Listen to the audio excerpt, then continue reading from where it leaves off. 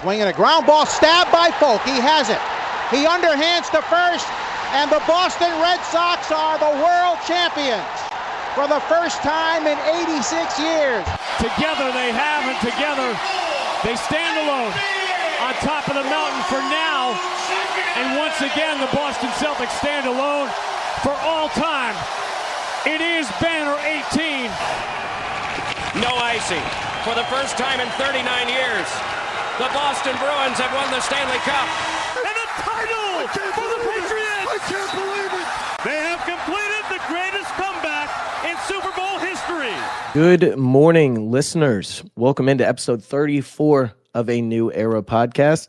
My name is Hanson, better known as Fryddy OLine, and this morning I am joined by my co-host and dad, the OG Frid. Dad, would you like to say hello to the listeners this morning? Hey, good morning, listeners. Hope you had a great week 0 weekend. Football is back. Football is back. Did you watch a lot of football today or this weekend? The games weren't like super exciting outside of Florida State, Georgia Tech, but yeah, no, I was flipping around. I looked a little bit. I know we're jumping the gun. We'll get into it later, but I did watch Norfolk State, see what they had going, see if they would beat you or not this upcoming weekend. But yeah, I saw a little bit of them at the bar. I didn't know that they were playing. I didn't know a lot of like FCS. It was like an FCS kickoff thing too. There was a lot of FCS whenever I was not looking at like FBS games, but they didn't. Nobody told you that. I wish I knew that. Like I would have watched more football, but I only knew of the 4 FBS games. So, again, right. I know we're jumping the gun, but fuck Florida State. Well, no, yeah, we'll get into it. Yeah. It's not really fuck Florida State. I don't care about Florida State. They just DJU suck. But, We'll get into it. We'll get into it. Before we do that, let's start off. Thank you to killing my bank account. Yeah. Tough week for the Sox. Pretty tough week for the Sox. Could have been a worse week. Ended up winning the series against the Stros. All right. Won that 2-1. And then we just got swept by the D-backs. All right. So I think we went, that's 2-3? No. 2-4. 2-4, yeah. 2-4. Yeah. And you said 2-4. I said I did. 3-3. Yeah. I did. 2-4. And I didn't think it would happen like this though. I thought it was 2-1, 2-1. And it was gonna be that in both series. But I mean, geez, man. I felt decent about the week after the Astros winning that series. Very sneaky. I know we were saying, we thought it was going to be the Houck game and then Pivetta would get blown up a little bit. It ended up being the opposite of that. Houck was the one that got blown up a little bit on Monday. Pivetta came out and won Tuesday. But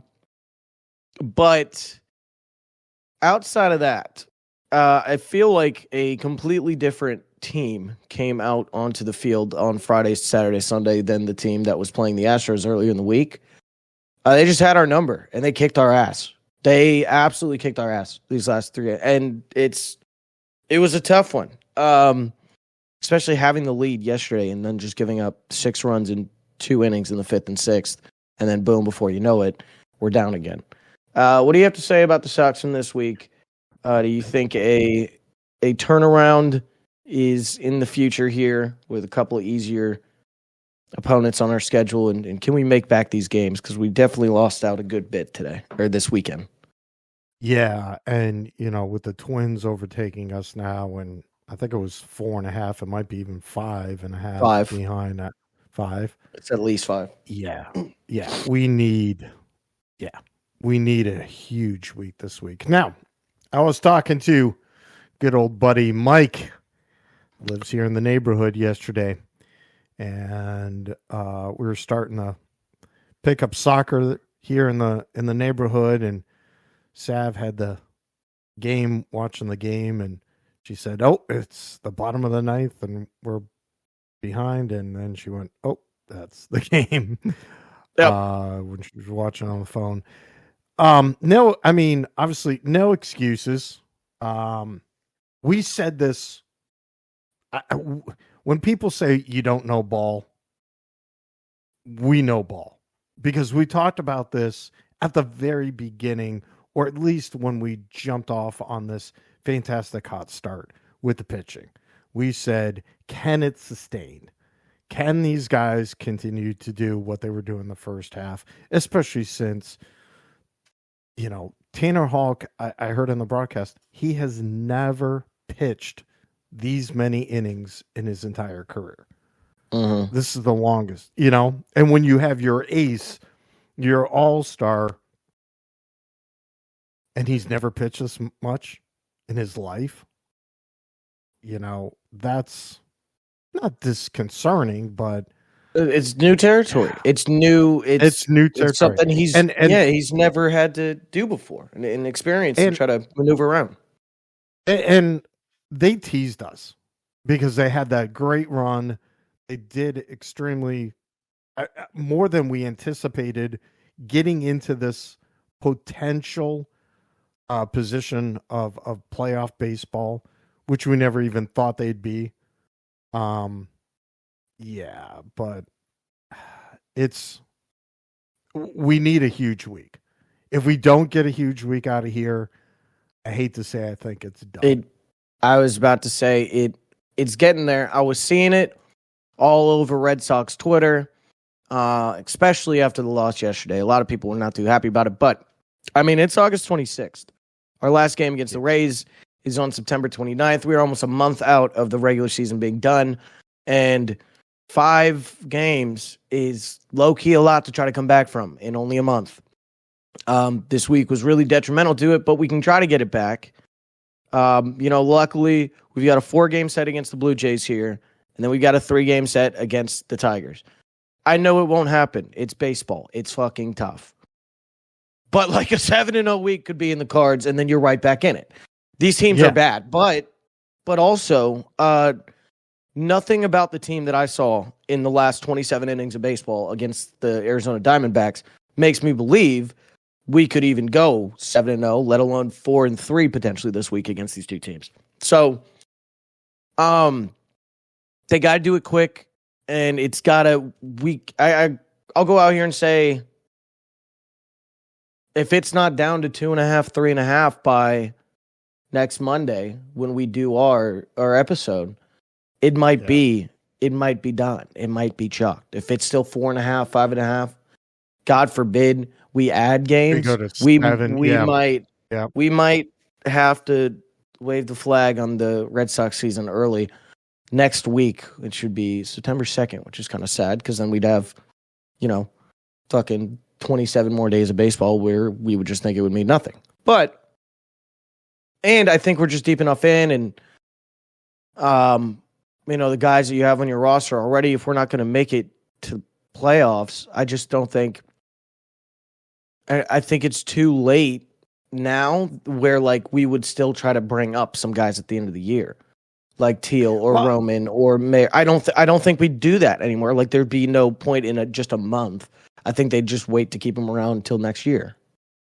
Well, I mean, the big thing, yes, this week is impactful on the remaining of the season and what you're going to do come the call-ups you get. Now, you only get 2 more call-ups.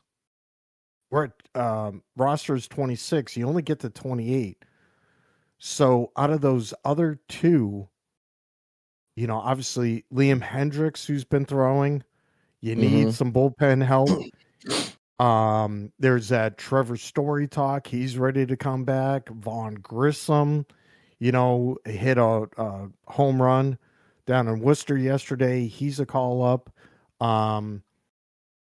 Obviously the roster itself, I think is starting to shake up regarding getting ready for that call ups and that final push. I mean, I just looked at the Worcester Woosock roster, and you have Infield wise, Emmanuel Valdez got called down. Nick Sogard is called down. Jamie Westbrook in there. So I think they're getting ready to make that push to go with Vaughn Grissom and as well as Liam Hamilton, and then, I was or just saying Hendricks. Liam. Yeah, Hendricks. sorry. Yeah. And then who else? Because you got this. Right now we got Mickey Gasper, who got called up. He's utility middle infielder, even listed as a catcher.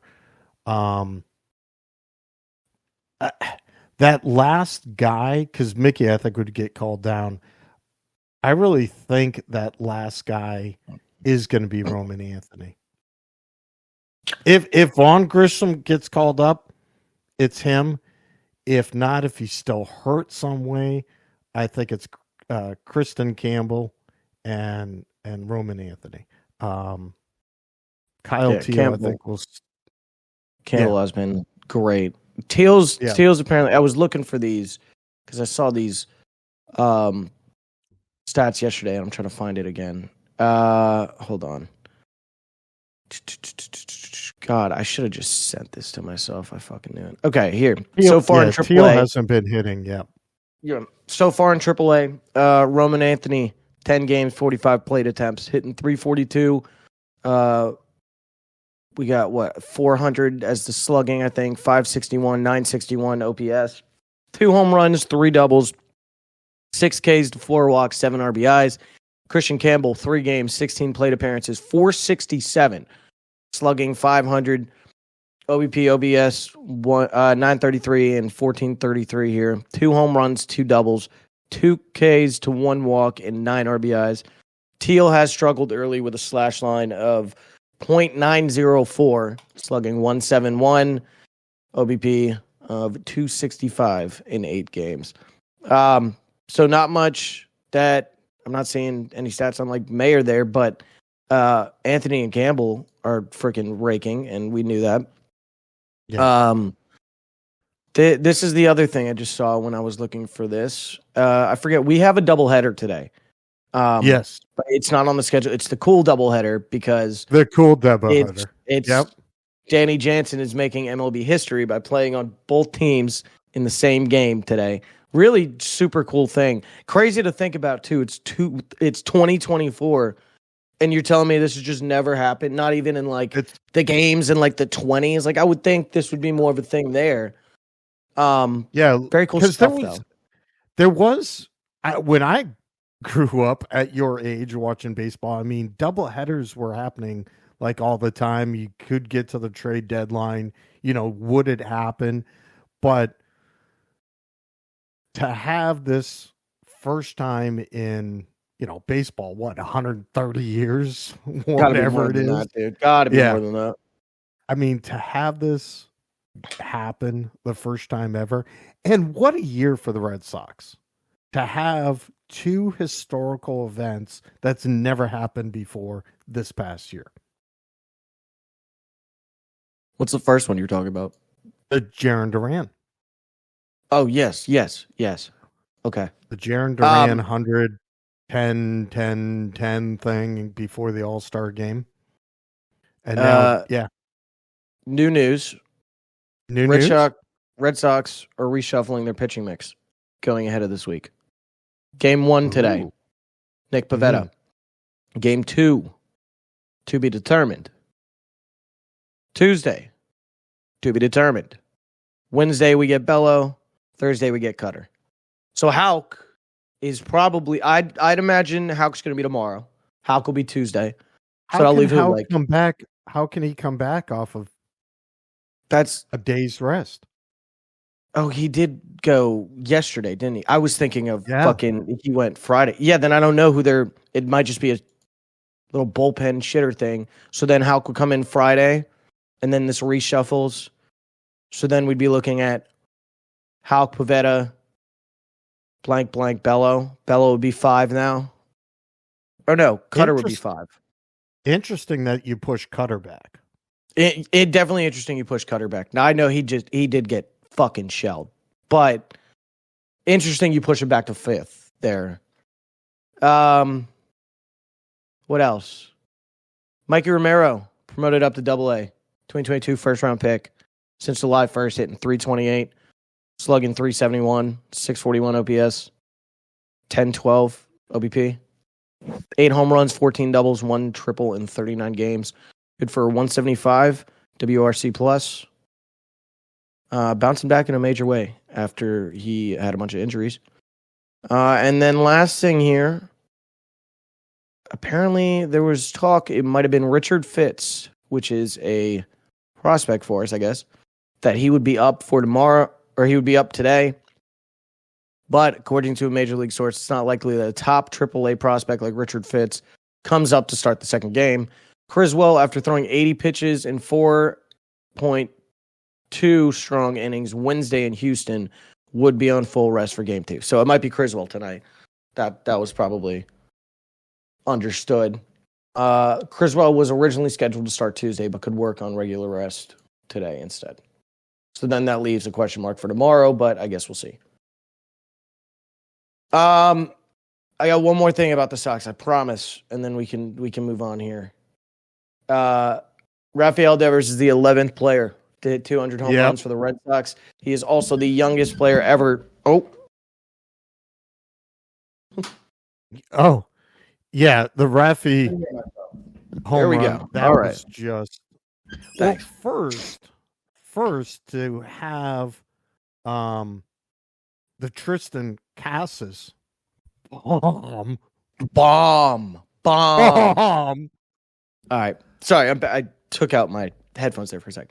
27 years, 306 days old, youngest player ever to reach that mark for the franchise. Previous record had been held by Jim Rice, who's 28 years and 62 days when he hit his 200th. Let's go, Rafi. He ain't a baby no more. Rafi. All right, so let's look ahead here. Go ahead. Hold on. Do you think Rafi... I'm going to say Rafi's going to make over 600. 625, 630 home runs. That's a lot. I don't know, man. I mean, how long have we had him? He was not here for the... Was he here for the ring in 2013? No, he wasn't. Bogarts was. Rafi came in right after that. I think 20, 21 years old when he started. Oh, he was younger, dude. He had to have been.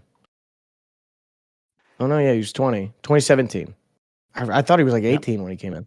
Well, he was like 18 when we got him in the system, or 16. Yeah. And then he was raking up. Okay. Yeah, so 27 now. Has been in 8 years. 200 home runs. You're looking at it, and that includes, he played, well, 2020 doesn't count. I mean, it does, but 58 games in 2017, 57 in 2020. All the rest are over 100. 10, 21, 32, 11, 38, 27, 33, 28. So his numbers have been going up, but they're, that's just Rafi. He's about to enter his prime, 27 to 30, 32, going into this next year. I don't know about 600, but he's definitely going to hit that 500 mark. Oh, forgive me. For whatever reason, I thought Jim Rice had, unless this is this his full career? What? You don't know his home runs? 382 in his career. Rafi will pass. By far. Is that can't be the Red Sox leader? It's got to be like. Yeah. Let's see. All-time leaders. Home runs. The more you know, right? If this will pull up. Here we go. Oh, yeah, of course. It's fucking Ted, dude. What are we doing? It's Ted with 521. Ortiz 483, Yaz 452, Jim Rice 382, Dwight Evans 379. Then there's a big drop off to 274 with Manny, Movana 230, Bobby Doerr 223, Jimmy Fox 222, and then Rico Petrocelli 210. Then there's Devers. So he's online. He's on pace. It could be a close one. OG Frid had to step out here for a second, so let's go ahead and look at this week ahead. We've got a 4-game set against the Jays. This might actually end up being 5 because of the doubleheader. I don't know if Google is telling me the right thing. Let me look at the MLB account. They'll know. Okay. 1, 2, 3. That was Tuesday. And then 4. All right. Oh, 5. Yeah, so technically a 5-game set against Jays. Oh, hey, you're back. Welcome back. We're looking ahead at this week now. Yeah. I'm saying 5 and 2. I think well, technically it's like 8 games. I mean, we've got technically a 5-game set against the Jays here. We're completing the other one in the 6th. I can't remember. Are we down in this game? It's like 2-1 or something, I thought, in the 6th when it resumes. I can't remember. Red Sox, Blue Jays suspended game. No, motherfucker. I don't want stupid ass athletic. ESPN, you'll be nice to me. It just won't tell me. That's awesome. All right, whatever. We'll figure out once the game starts too. Danny Jansen's up at the plate. I cannot find the. Oh, here it is. It's 0-0. Top 2. What game am I thinking of then? We only got like an hour into this game. Oh, so that's why. Oh, that's why it was suspended. Because there's no score. Yeah. I mean, it would have been anyways. I think you have to make it at least 5. Yeah, 5 innings. And if you said they're in the 6th, but having no score leaves it suspended. Okay. Yeah. So all I know is Danny. Yeah. All I know is Danny is up 0-1. Yeah. 0-1. 1 out, somebody on first. But yet Danny is now going to be catching against himself. Does he like does he tell himself, hey, it's going to be a curve outside? And then the throw. He's like, I think I see it. I think I see a slider coming. I don't know. Yeah. No. He gets pinch hit for you know this. But yeah. So 5 games. 5 games against the Jays. Like technically a full not in 5 games. And then 3 against the Tigers. All of those are in Detroit. And we're great on the road. We are great on the road. I'm already going 2-1 Tigers. We'll probably lose one of those. I could see us winning all 3. But actually, I'll go 3-2 versus the Blue Jays here, including, the suspended game. I think we probably win 1, lose 1 today, win tomorrow, lose Wednesday, win Thursday. And then I'll take 3 against the Tigers because we were just looking. That's going to be Bello, Crawford, Houck potentially. I like those 3. Mm-hmm. Yep. So, yeah, I'll go 5-2 or 6-2. Wait, 6-2. Yes, 6-2, and that would be big, especially because you know how we were in a bit of a gauntlet there in the last couple weeks. We had finished a 34-game stretch dubbed as the Thunderdome or something by Red Sox Stats. The Royals are now going to embark on their own 20-game gauntlet. This is where we need to make our run. It started on Friday, playing Philly. They have a doubleheader today, too, against the Guardians. Then they play 2 against the Guardians.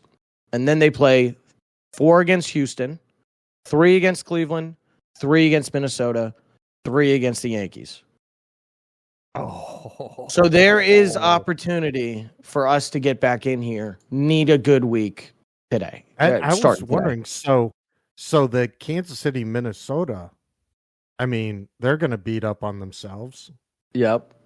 Sadly, it's only a 3-game set, but... Yeah, but one of them will go... I mean, I think it'll be a 2-1 series win for one of them. So that's going to hurt the other, bring that down. And yeah, I know we do this week to week, but looking ahead, then we got the Mets away, and then we end up finishing with the White Sox.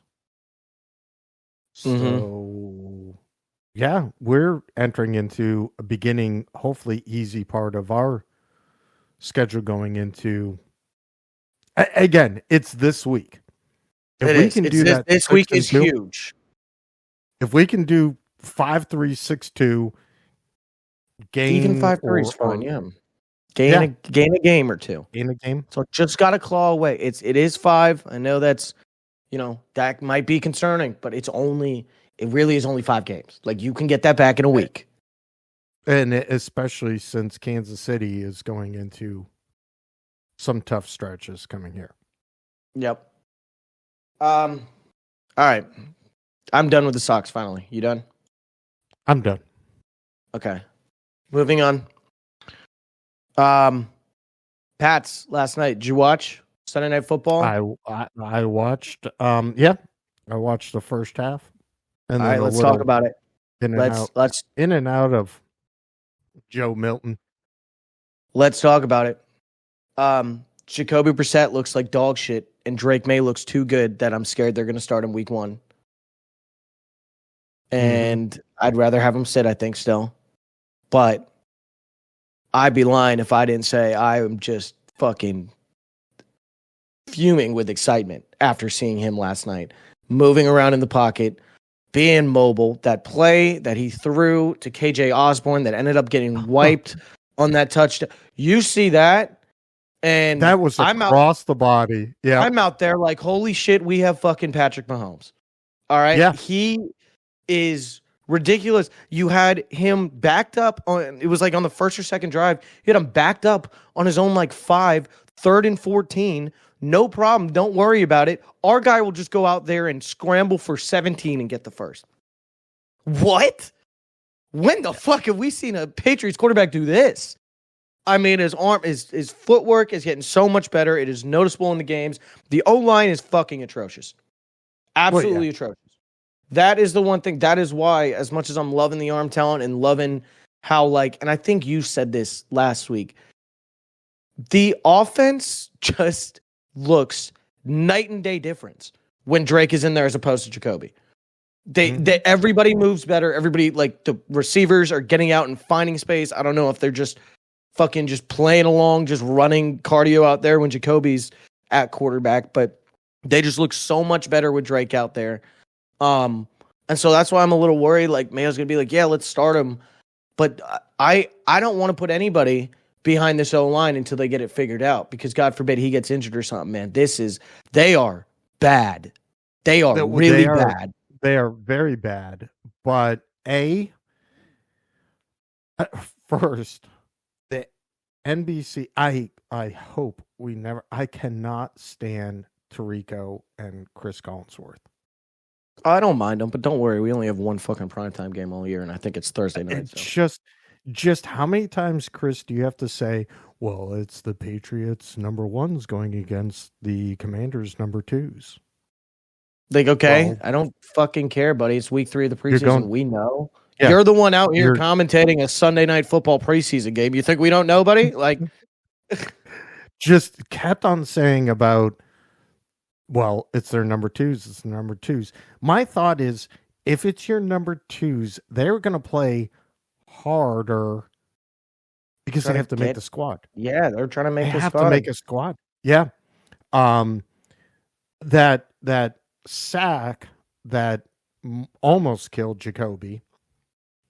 Was case in point. I mean, the team, that defensive front from the Commanders are trying to make a team.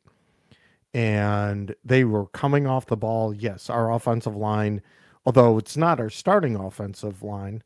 It's mostly, it's everybody outside of Andrews, basically. Yeah. And granted, Andrews will be a big part of that as a veteran presence and just stopping all these fucking fumbles on the snaps and everything. I mean, we cannot. There has been at least like 2 or 3 mishandled snaps per preseason game. We need a better backup center, or it's just going to be Andrews, and God forbid he goes down. We're not going to be able to do anything. But I saw something else too saying maybe they just need to switch it up. Take Owenu, who's been playing, I think, right tackle, put him back to right guard. No, I think he's. Okay. So other way around then. If he's been playing guard, put him back to tackle to his natural position, and they're saying throw Caden in there, even though he's young. Just if you know your offensive line is going to be bad, might as well get the young guy some snaps stuff. I'd like that. I'd like putting. I agree. Owenu, no, he's at guard. He needs to play out. Yeah. He needs to play out a tackle for us. Obviously, the big weakness is having Cole Strange injured. We need him back. Need him very bad. Quick. When is that, by the way? Let me get an update on that. Keep going there. I mean, I think with Strange and So as your guards with Andrews, that's good. Although the problem is So and Strange are both right guards, I think, naturally, or left guards naturally. They were saying that So was playing his natural position. But yeah, they just looked absolutely atrocious, not knowing where to go, pulling out, running into your running backs. I was surprised. So I totally forgot that Ramondre's number 38. I thought he was 39. Hastings ran hard yesterday. Hasty. I mean, this is what I was talking about last week when we were talking about, surprise guys or guys that have just been impressing you. I really like Hasty. I think we should bring 4 running backs onto the squad. It should be Ramondre, Gibson. Obviously, we're going to make it. Harris, we think, was already going to make it, especially after the touchdown yesterday. As maybe even just as a third down back. But I'm really liking Hasty, man. He's making what seems like all the right plays. Yeah.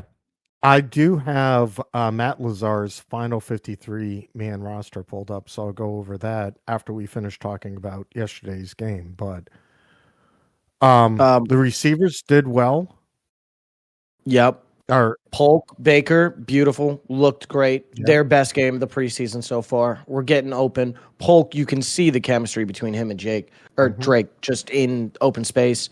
He had that play action crossing route for about a 20-yard gain to Polk. Beautiful ball. I mean, even like Osborne, like we said, that play that got called back, but that was just an amazing, make something out of this play, Drake Maye, and now he can, and we know he's mobile enough. And yeah, I don't really care that we lost it. I don't care about how these games end. I like more so just seeing the game and like seeing if Drake Maye gets better, or if the offensive line gets better this week. Obviously they didn't, but I saw improvements from this week and from the Eagles game 2 weeks ago, or last week. To your point about the team playing different, yes, I know there's that concern about our O-line and just letting things collapse quickly. But with Drake having his feet work so much more improved, he has that ability to escape and make runs that I'd almost feel more comfortable having an inexperienced rookie quarterback with a crappy O-line go, because he can scramble. Yep.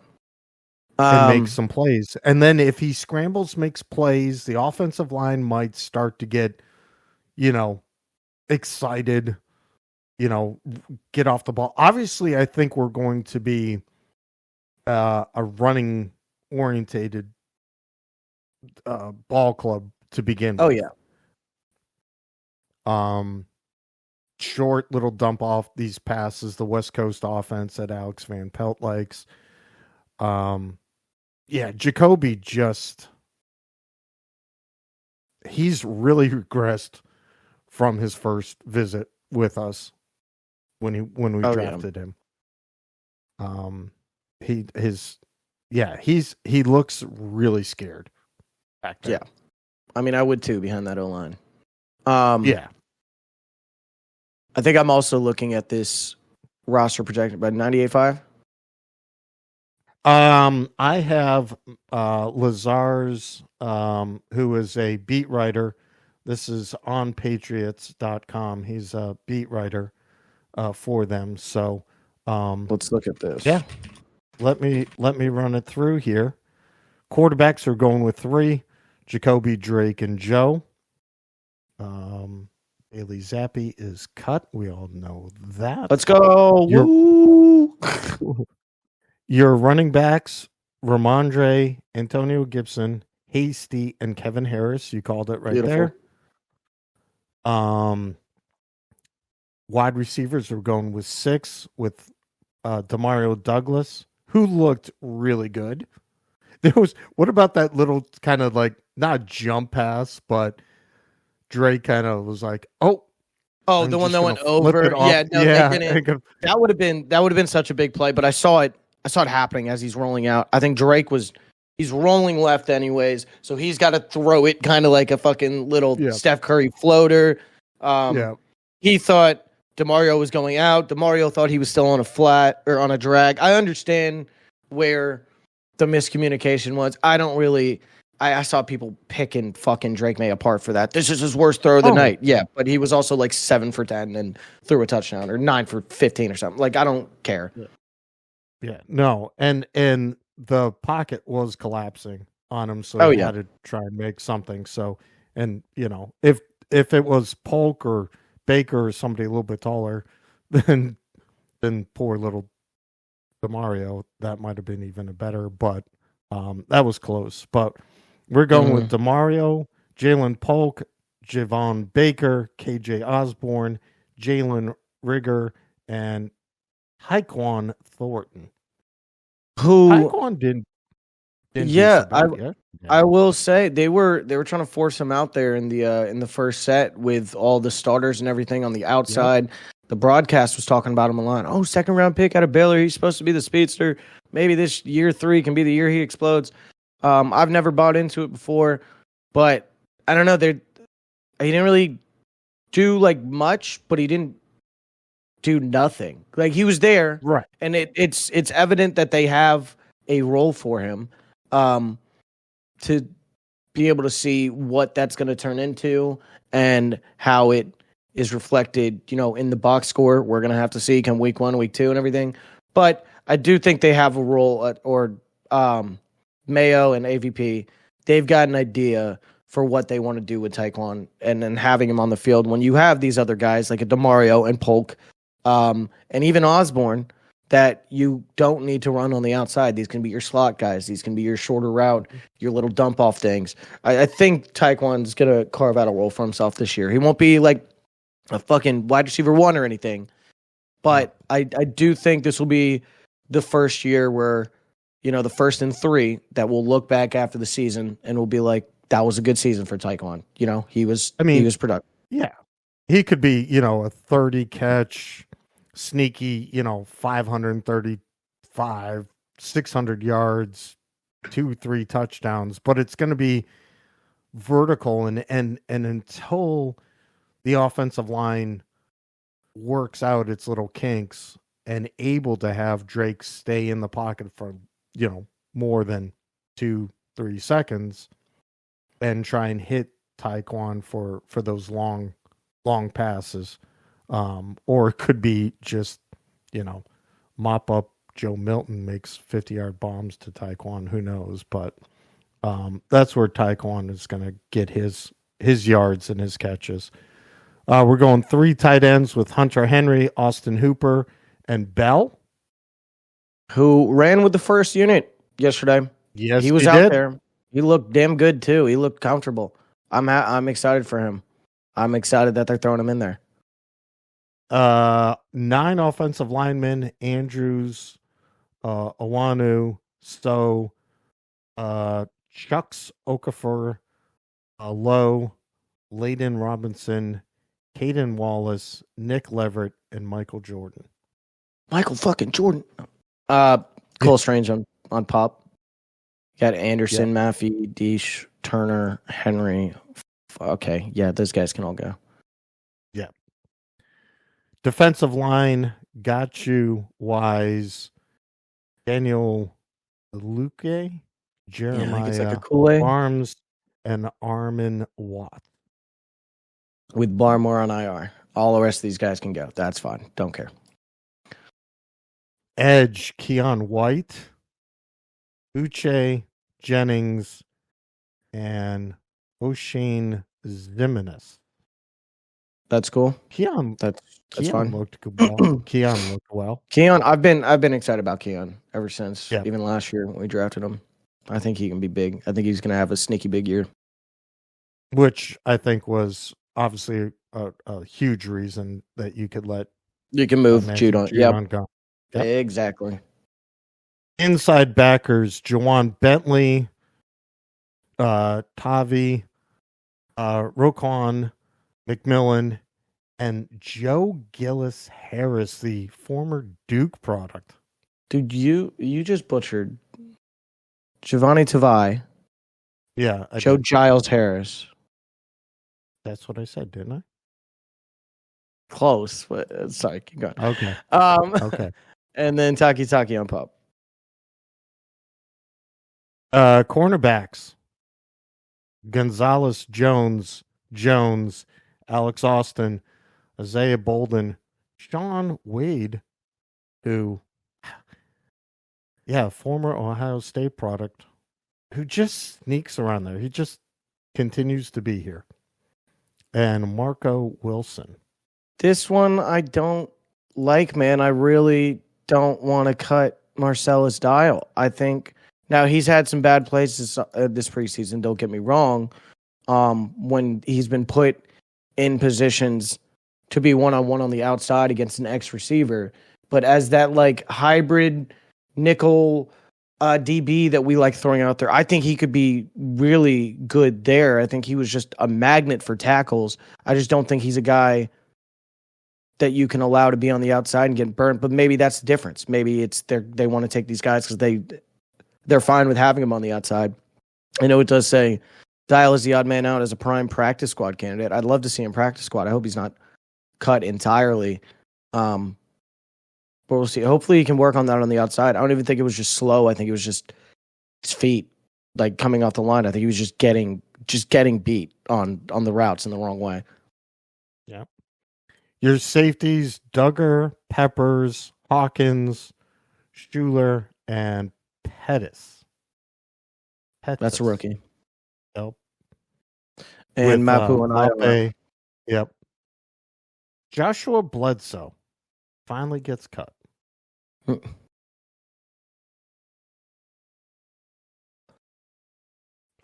Specialty: Joey Sly will take your kicking.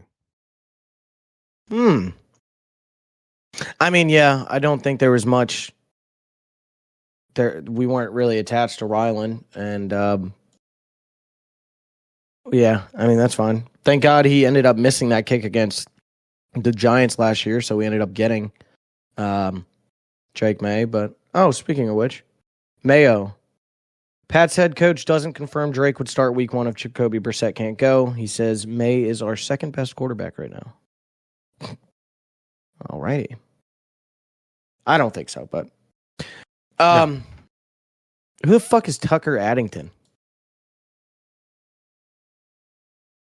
You see this? Who's that guy? Where do you Is see he like another that? punter?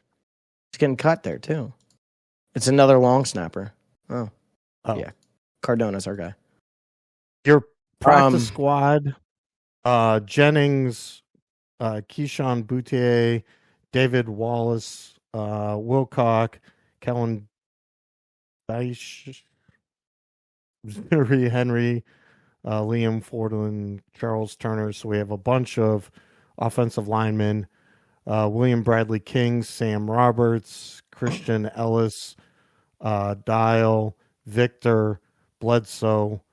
Gonna put Chad Ryland, and they have a quarterback placeholder, and there's a question mark here as DTR. DTR?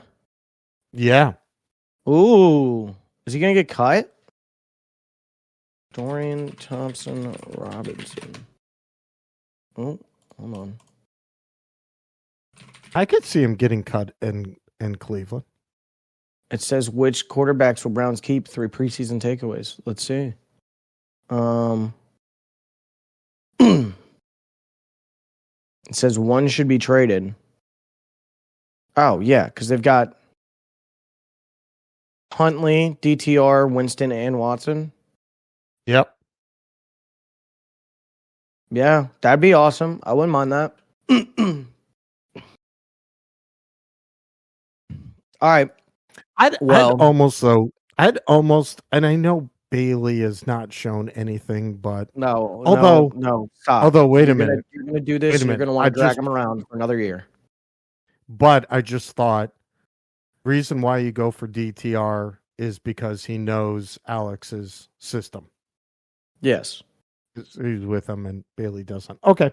Talk myself out of it. Yeah, I didn't even need you. Yep.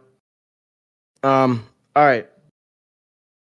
Who do you think should start? If you had to make the decision now, who's starting week 1? Drake. I say Jacoby. Okay. Moving on. You got anything else about the Pats? No. I just think Jacoby's hurt. I do think he's hurt too, but I think he'll be fine in 2 weeks. All right. Moving on. College football is back, baby. We waited 47 minutes into this podcast to talk about it, but college football is fucking back. Had some interesting games on Saturday. Obviously kicked off the year with a stunner in Georgia Tech beating number 10 FSU with a game-winning field goal as time expires. FSU looked fucking dog shit. Absolute dog shit. That team is really bad. And I didn't like it because I told you last week with the college football playoff parlay that has Florida State to make the college football playoff. I texted my buddies that also tailed that bet with me after the game, and I said, we're fucking cooked, boys. This Florida State team is not making the college football playoff. They are a bad team. DJU sucks. We know this. Every school he goes to, everybody's like, oh, DJU. People expected him to just fall into this Florida State team and be like a guy that's just going to have these barn-burning games and just throw fucking 350. He can't do that, bro. This guy, he needs to get a fucking job. DJU sucks. All right? FSU minus 10.5, 11, whatever the spread was. Worst bet of the fucking weekend.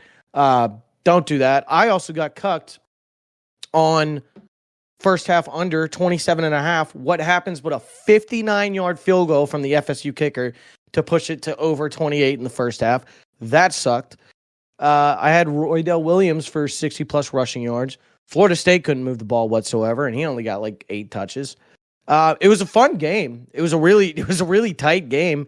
And yeah, I feel like I shouldn't have tried to get too sharp with it. I shouldn't have tried to get cute. I should have played the Georgia Tech plus 10.5 like I felt everybody else was and just went along with it. However, I did say the under.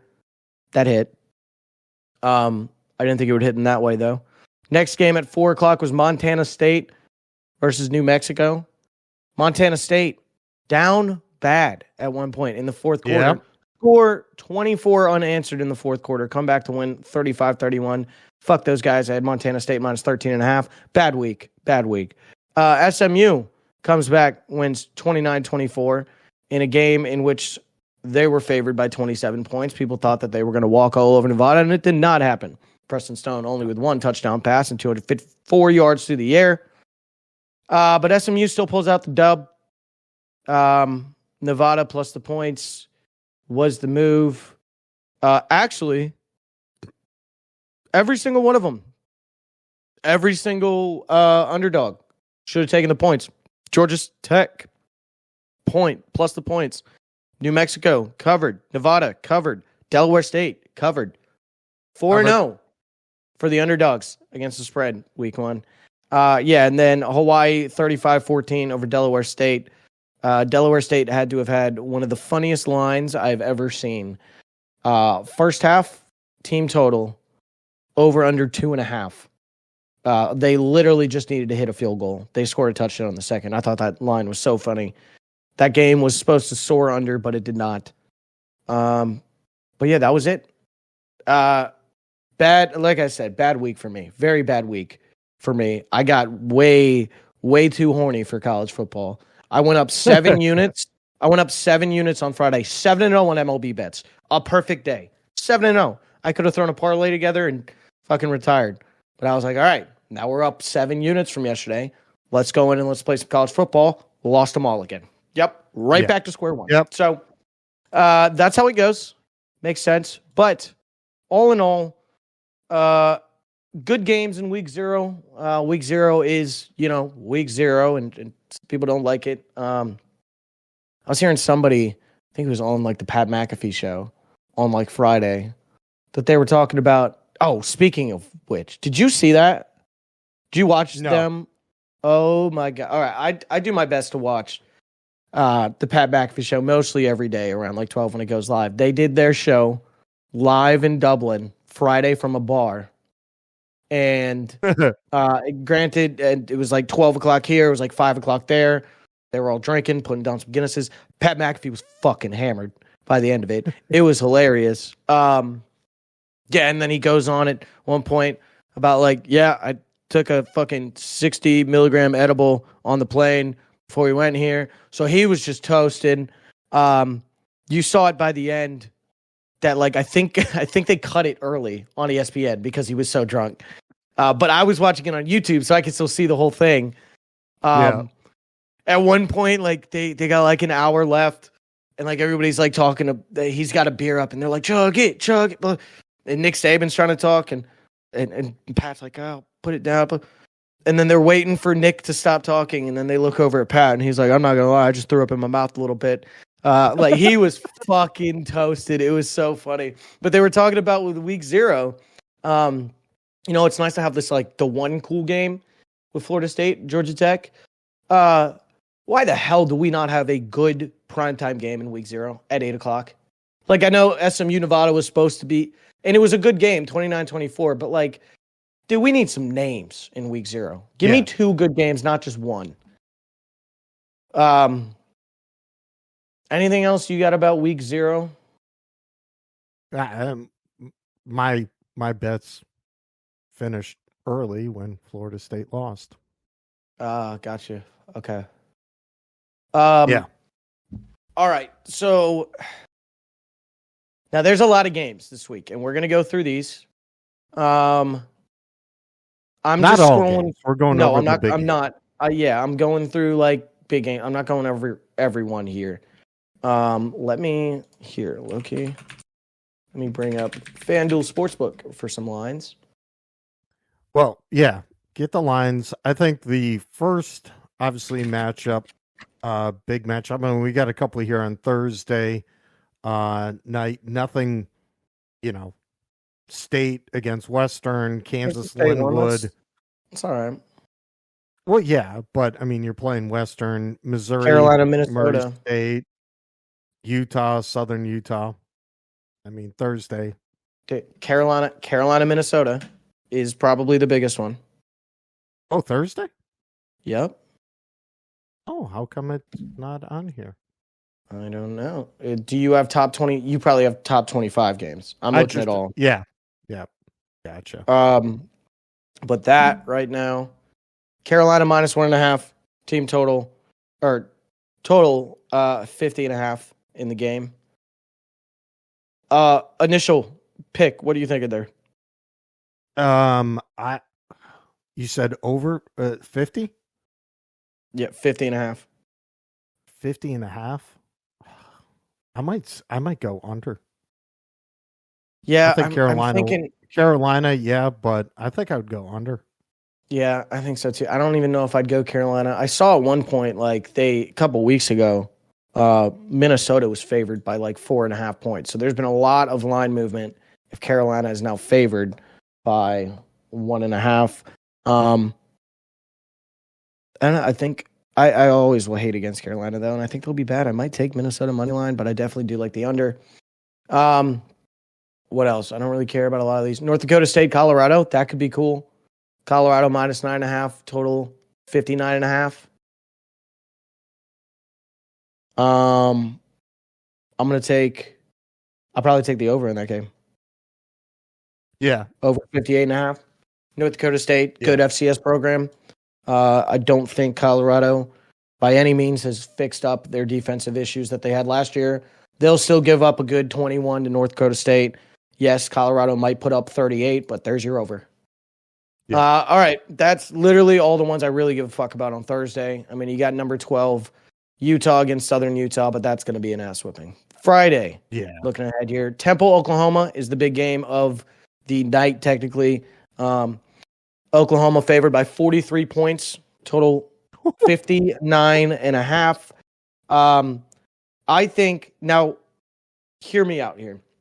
I've watched Temple football for the last 6 years, with them being in our conference, and probably even before that. Temple fucking sucks. Temple is really bad. However, I thought that about a lot of these teams in week 0 also. I think I'm taking the points with Temple. 43 points, dude.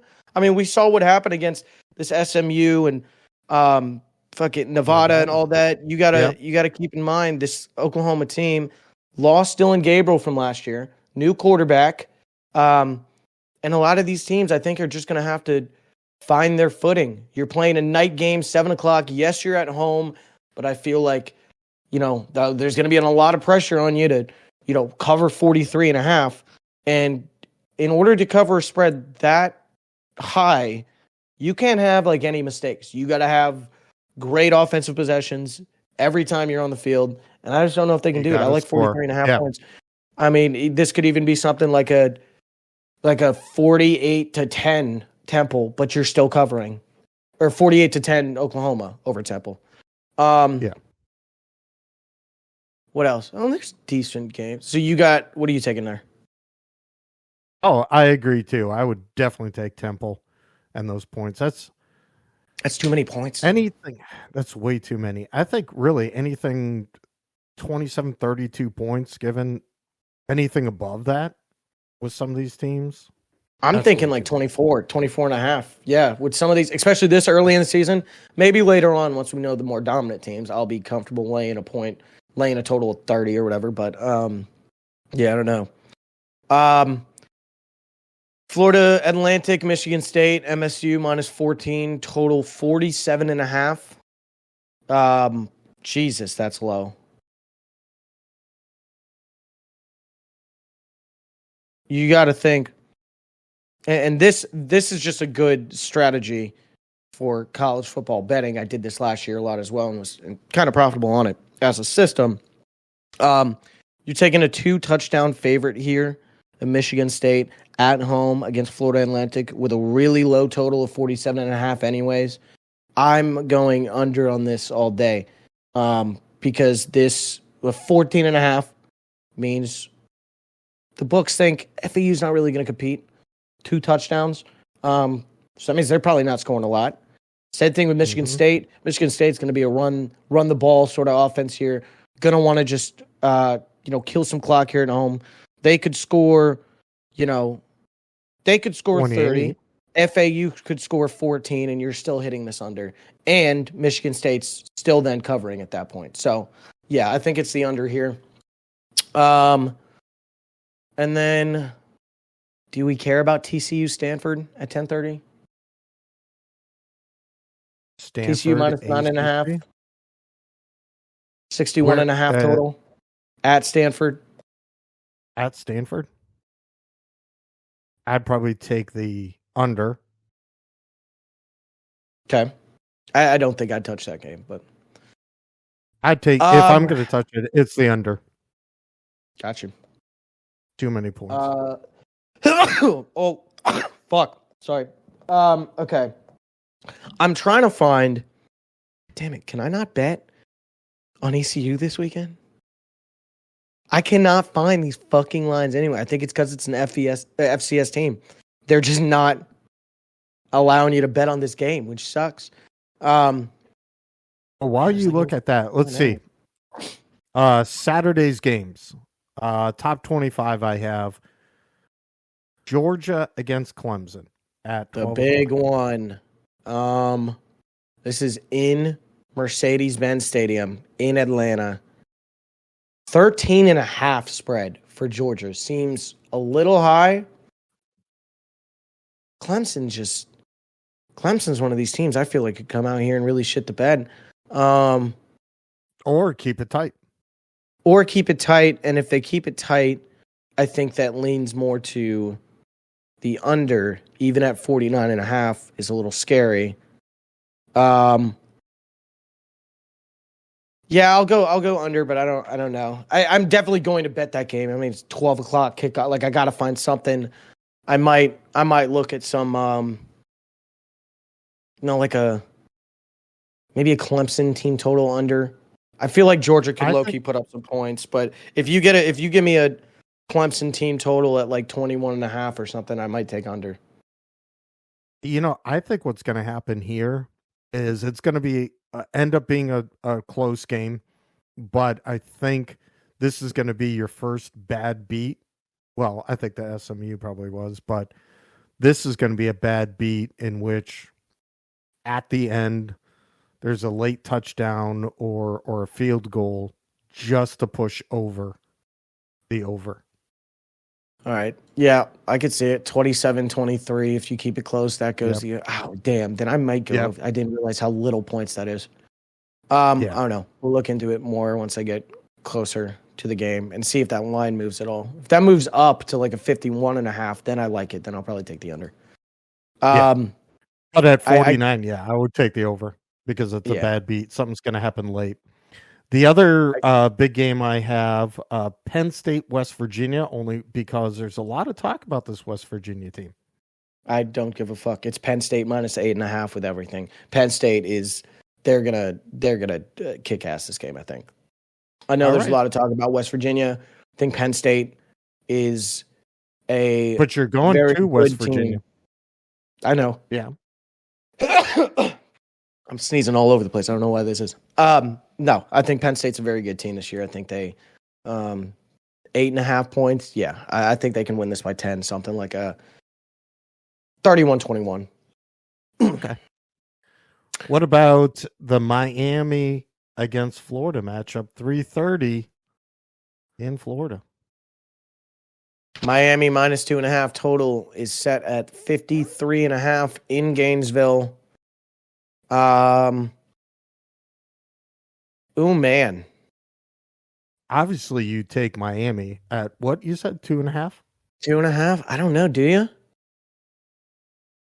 It's a 5-point game. I don't know. I think this could be a sneaky Florida. This big game, big moment. I don't know if Miami's that good. I think they're a little overrated going into the season. I think Florida's a little underrated going into the season. They have one of the hardest schedules all year, but this is one of the games that could be doable. I might take Florida money line straight up. Start out the year at home with a win. What about you? No, I'm going to take Miami in the points. Take Miami. I think it's at 2.5. Yeah, it's again, 4 or 5 point win. It'll be a close game, but 4 or 5 points will separate. Notre Dame, number 7 Notre Dame against number 20 Texas A&M. I'm looking for this. A&M minus 3 is the spread right now. Total 46.5. Give me all of Notre Dame plus 3.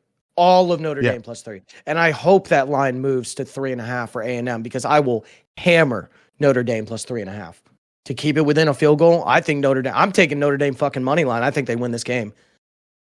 I absolutely think they win this game. That is a bad line right there. I am happy that we found that one. And it's only because it's Texas A&M is at home. Yeah. Yeah, they're getting the points for that. 95 degrees at 7:30 and everything too, man. Yeah, Jesus. Yeah, give me all in Notre Dame. That's going to be like a 5-unit mega max this week. What else? UCLA, Hawaii, is that big? I got USC. Oh, LSU. Then, yeah, it's Sunday. Oh, that's Sunday. Yep. That's fine. We can do that one. I don't really see anything else on Saturday we should care about. Yeah, Sunday, this is a big one. LSU -4. Total is set at 63.5. That is a huge fucking total. But there's one thing we do know about this USC team, especially last year. They don't fucking play defense. Both teams don't play defense. That's true. They don't play defense, but it's like, dude, that is a high number. Right. Again, first game coming out, obviously LSU new quarterback. Can they put up? I mean, you got to put up both in the 30s. I know. I mean, both don't, but there could be, start off punt, first both 2 series. I just don't know if they will. Last year, LSU was number 1 in the nation, 45.5 points per game, 27.8, 80th in the nation defensively with points allowed. USC tied for 3rd with 41.7 points per game. Granted, this was with Caleb Williams. Points against tied 123rd in the nation, 34.9 points per game. I mean, the smart better in me wants to take probably the under because that's so high. Mm-hmm. But I just don't think I can, man. If this is this high for a reason, I mean, we could have a 35-31 game, and that just gets you over the over there. Only thing is, I don't know. In Vegas, primetime game on Sunday, last Sunday before NFL, you want to make a big splash with the game. Boom, do you get a lot of action? Do you get a lot of action there? Is it the over, Dad? I do not think it's the over. I think this is going to be a sloppy game, and I think we're looking in the 20s, and I would take the under. Yeah, you might end up getting me there too. I mean, it's new turnover, new quarterbacks for both teams. It's going to be a sloppy game. It should be, right? It should be. Yeah. And who the fuck is their quarterback? Is it this guy? Jake Jensen? I don't even know the depth chart. I don't know. Let me see. USC football depth chart. Miller Moss. Oh yeah, dude, this kid's not putting up 30. Yeah, it's the under. Yeah, that's the under. Yeah. And then last one, Monday night, Labor Day, right? This is Labor Day coming up. Yeah. Yep. Boston College versus what do you know? Fucking Florida State again. I'm glad we're bringing us. I was gonna bring up this game. Is it too early to say must win? But it is. This is it is. They cannot, but with the way that their schedule is set up, all right, they now have to win out with only potentially losing to Notre Dame in the 3rd to last week. That, I think, is the only game they can afford to lose to still make the college football playoff.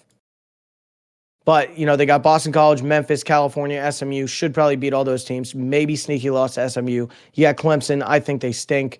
I think Florida State might stink a little more, though. You got Duke. They'll beat Duke.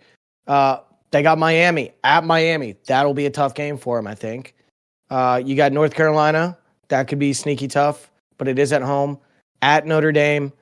You get Charleston Southern, and then you still have Florida the last week. It is a must-win for them. The spread is 17. Total 50.5. They are at home, back from Dublin. They get an extra day or two off, playing on a Monday. But there's nothing that I saw on Saturday that has me feeling comfortable to play FSU minus 17 at all. I think you take the points again. Yep. You absolutely, and I don't care. Boston College might be very bad, but like this FSU team did nothing that would convince you otherwise. I would safe to say that this is going to be the story going into talk about, the playoffs and repositioning of somebody else making it in. Florida State will be losing this game tight again, and Florida State is out. You said they're losing? They're going to lose. I don't know if they'll lose this one, but I mean, it could have. I mean, Boston College is going to be up for this. Florida State again. Yes. Novell has to get them together, but DJ will throw 3 or 4 picks. And it'll be a tight game. DJ didn't throw a pick in this week, I don't think. And he was so due. I think he's definitely getting 2 next week. Yeah. Yeah. New New coaching staff for Boston College. Bill O'Brien's first game. Can he come in and do it? Plus 17. Don't forget about that angle. I like it. I like the 17 points of Boston College. Oh, yeah, I would take Boston College. Yeah. And the points, but I think it'll be another field goal or something like that. And, I will say, I think go crazy. I like Notre Dame. I like Notre Dame still as probably my top bet of the week, but I like Boston College right under that probably. Oh yeah, absolutely. Yeah. All right, you got anything else about college football here before we get into our AFC North, NFC North record predictions? No. Don't lose the mic. No. Stop messing with it. I know. I do. I play around with it. No, just how do you feel about your ECU? Good. 55-10 Pirates. Okay. It's not that actually should be the segment. It's not. It's at actually 55-10. We'll win it. 6:00 game. We saw a little bit of Norfolk State, a little bit of some highlights. Garcia, I think, is our starting quarterback. Yeah. I think they announced that. I think we'll be good. I think we'll see some Hauser too. I think we end up winning the game probably 41-24.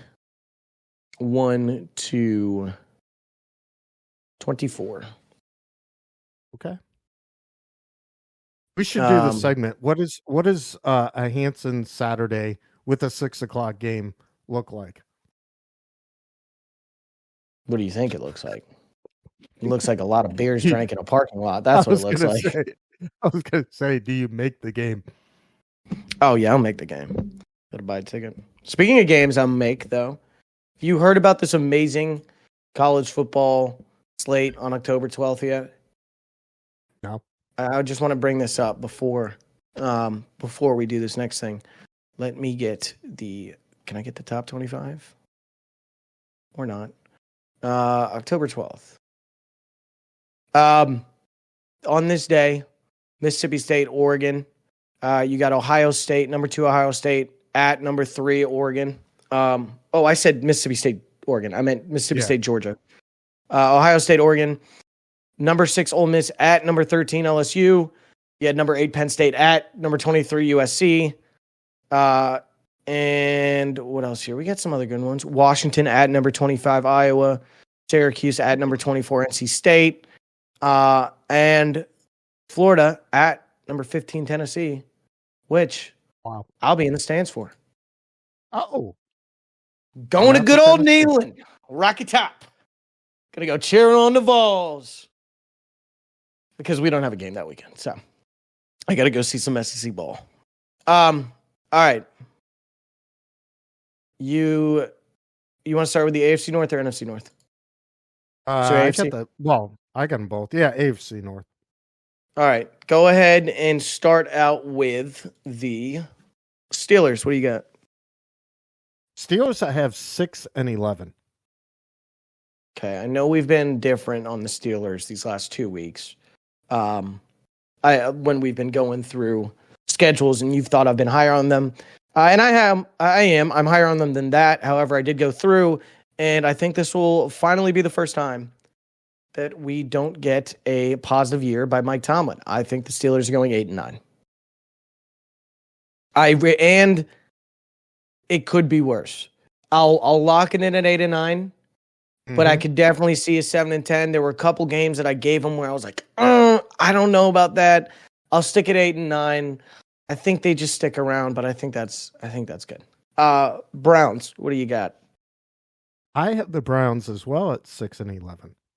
Really? Yeah. You do not like the Browns. No. So this is like the Jets thing all over again, where you hated the Jets, and I thought the Jets would be good. I think the Browns will be decent. I got them at 10-7, third in the AFC North, but I think a good 10-7, maybe even a 9-8. I think. Actually, no. It could be up to 11-6 if they end up splitting with the Ravens, but I think I have them losing both games to the Ravens. So that's why I'm at 10-7. Bengals. What do you got? I have them 11-6. All right, that's fair. I've got them at 12-5. I might be a little too high on them, but I love the Bengals. I really do. I love Joe Burrow. I love Chase. I think they're good. I think they have, and I don't have the schedule pulled up right now, but when they did this morning, I think they had a decent. I could have seen them, at 12-5. I think a pretty easy schedule. I mean, some decent ones. They do have to play Baltimore twice. They do go at Kansas City week 2, but I have them winning that game. They do have Philly at home week 8. They've got Dallas at Dallas week 14, but I think they end up winning that game too. And then you finish out the year, Tennessee, Cleveland, Denver, Pittsburgh. Not too bad. Yeah. Not too bad. 12-5 for the Bengals. And then the last one, Baltimore Ravens, who I have winning this division. What do you have? I as well, and I have them at 12-5. I have them at 13-4. I almost had them at 12-5. But like I said, I had them winning both games against Cleveland. However, this could very much change. I am gonna put this in as my record for them, when we're trying to keep track of this. But all this could change. They could go 12-5. Browns could go 11-6 if that week 18 game goes in the favor of the Browns, which the AFC North is that tight still around the end of the year, or the race for the 1-2 seeds in the AFC. That is still doable. We don't know yet, but a lot of these guys could either sit starters or play starters in that last week. So I'll lock it in at 13-4, but if this AFC North comes down to 12-5, 12-5, 11-6, 8-9, I wouldn't be surprised either. All right. So you have it in that same order. You have Ravens, Bengals, Browns, Steelers. Yes. You still think Steelers, even though Browns will be 6-11 too, with tiebreakers or something, Steelers will be the worst? Yeah. Okay. All right. Well, over to the NFC. NFC North. Let's start out with the Minnesota Vikings. Minnesota. I have Minnesota. I have them at 7-10. All right. This is very different. I have them at fucking 4-13. I think Minnesota's going to be terrible. I think they're going to be. I went through this schedule at first, and I could have had them like 2-15. I had to go through another time, and I was like, there's no way they're only winning 2. I have to find games for them to win. I think they're going to be really bad. I think they beat. Who was it? I think they beat in a weird one. They'll beat the Rams in LA, Thursday Night Football, weird game that screams Minnesota win to me for some reason. They'll beat Tennessee. They'll beat, I think I had it, Arizona.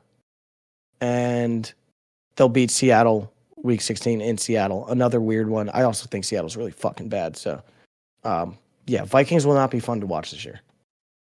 All right, moving on to who I have at third in the NFC North, but you might not then.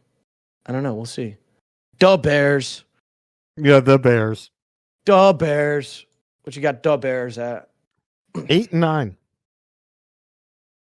I've got them at 9-8, but I was in between 8 and 9, 9-8, but yep. I gave it to the sheer, just fucking firepower. Caleb Williams. Hopefully you can get him above there. And I think it all comes down to, oh, no way. Chiefs expected to reunite with former wide receiver Juju Smith after patch release. I think it all will come down to obviously that Week 18 game. I don't think the Bears will be competing for the playoffs at 9-8, but they're still going to want, a good stepping stone. First year with Caleb Williams, go over 500. I think that's going to be a big thing for them that they want to get done. And I think depending on the Packers and what else is happening in this NFC North, it may not matter for them as far as getting like a 1 seed. It might still be the Niners or the Eagles or something. So I think they could lose it. I think they do split. It's weird. But I don't know which one it's going to be. It might be hard for the Bears to do it Week 18 in Lambeau, but that would be like their Super Bowl if they could do that, to get to 9-8 and beat the Packers in Lambeau to end the year. All right. Speaking of them then, the guys up north in Lambeau, what you got the Packers at? I have them at 10-7. That's fair. I want to be lower on the Packers than I am. I won't lie. I have them at 12-5, and I don't know. I don't like it. I could see a 10-7, 11-6. I just don't know which game they lose that I had them winning. I don't know. I don't want to get too high on them. I think I am by having them at 12-5, but everybody else is on the Packers hype train too. So let's see if it pans out.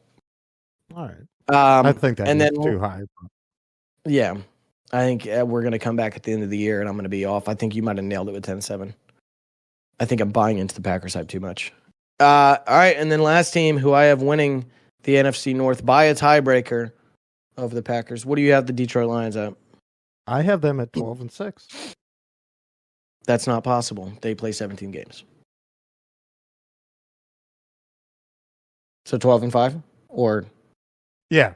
Sorry. All right. I also have them at 12-5, but I have them beating the Packers through some sort of a tiebreaker. I do think they split. I think they go 1-1 against each other this year, but they'll win it through something else. I don't know. Probably not losing to the Bears or some shit. All right. Well, there we go. We got another one down. Last one's next week. The AFC South and the NFC South next week, ahead of football actually starting next week. Holy shit, man. We're finally getting here. We're finally almost here. Now, remember, when we go through, and obviously looks like the South, we are having everyone losing. If you win against, each and every week, and us going, oh yeah, they'll lose. I think mine are wrong though. That's why I was trying to do this yesterday, and I was like, I'm definitely not lining up with what I said like 2 episodes ago. But me too. But I think, it's hard to keep track of 32 fucking schedules. I'm sorry, guys. But I think overall, we'll be probably in agreement that these Souths are going to be very tight with your winner. Pretty bad. Yeah. AFC and NFC. All right. Well, you got anything else here, Dan, before get on out of here? Good episode. No, good episode. Just big week for the Sox. Big week for the Sox. Need it. They'll be starting in, if I could do math, 5 hours. Coming back. They play at 2, I think, for the doubleheader. So, need a big week for them so we can get back in this playoff race, and hopefully we don't have to plant the flag in the Red Sox season next week on our episode and consider them dead. Let's at least that game though. Get us. Huh? I was gonna say we got to put that game on at 2:00 MLB. History, got to see history. Got to see history. All right, well that'll be enough from us. Once again, like we say every week, if you'd like to get in contact with us, please go ahead and find us on social media at A New Era Podcast on Instagram, Twitter, A New Era Podcast on Facebook, and A New Era Podcast at gmail.com. if you would like to email us with any questions, concerns, or funny business. We appreciate you guys listening once again. And we will catch you guys next week for episode 35 as we fully dive into the college football season and get that much closer to NFL Sundays again.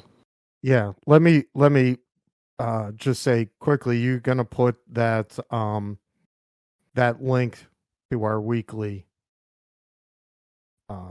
our pool. Yeah, I NFL, forgot. I need to find a new one. I forgot to tell you about it.